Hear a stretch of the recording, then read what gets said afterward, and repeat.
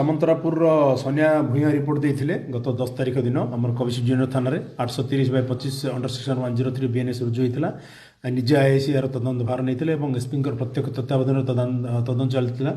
आउ से तदंतर आम जो जानलु तर पड़ोशी टे आगुरी भितर पटापटी होना पड़ोशी जो झील सोना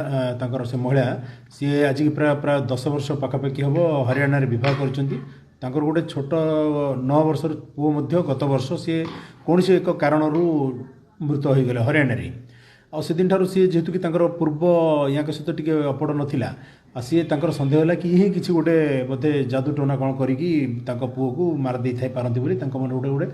गोटे अंधविश्वास जात होगा जो द्वारा कि से दिन ठार गोटे प्रतिशोध परायण होकर रहिले आउ आधार करके से प्रतिशोध नापी ही आज की आसिक सी मसे है सी आसिक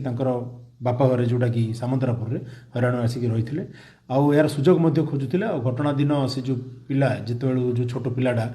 दांडे खेलुला दांडघर खेलुला कहीं घरे नथबार सुजोग नहीं ताकू नहीं से निज घर तंटी चिपिकी हत्या कर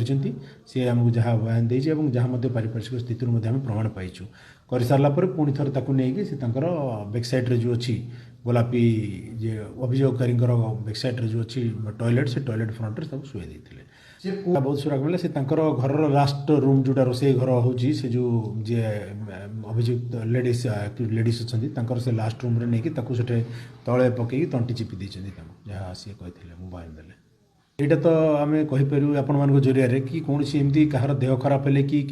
कहार भी कौन है संगे संगे आपण मैंने डाक्तर